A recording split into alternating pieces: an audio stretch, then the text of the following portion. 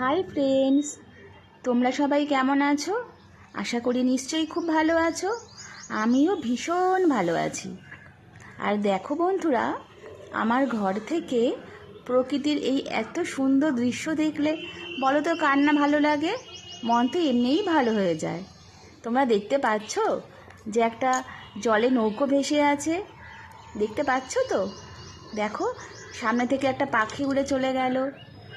কি ইচ্ছে করছে নৌকোতে চাপার?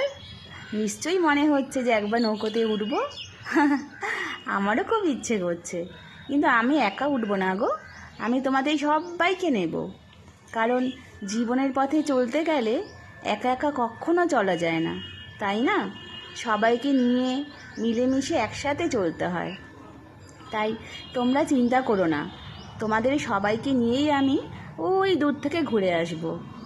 আচ্ছা বন্ধুরা, তার আগে তোমাদেরকে আমি একটা কবিতা শোনাই। এই নৌকোটা দেখে না আমার একটা ভীষণ কবিতা বলতে ইচ্ছা করছে, তোমাদের সাথে শেয়ার করতে ইচ্ছা করছে। দেখো, শোনো তো তোমরা, যদি ভালো লাগে অবশ্যই আমাকে জানাবে। তো চলো শুরু করা যাক। চল রে নৌকো, থামিস নে আজ, নিয়ে চল না সেই দেশেতে, যেই দেশেতে নেই খরা, নেই বন্যা, আছে কেবল বসন্তের রাজ।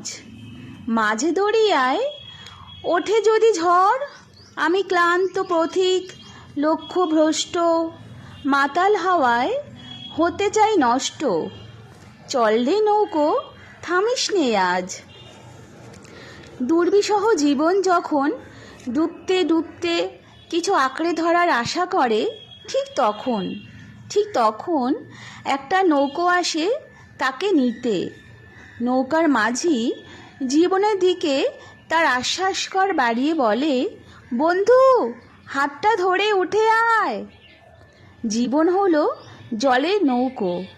শহরের ধুলা আর ধোঁয়ায় মনটা যখন বিরক্ত, তখন ভেসে যায় মনের মানুষকে সাথে নিয়ে ভালোবাসার নৌকায়।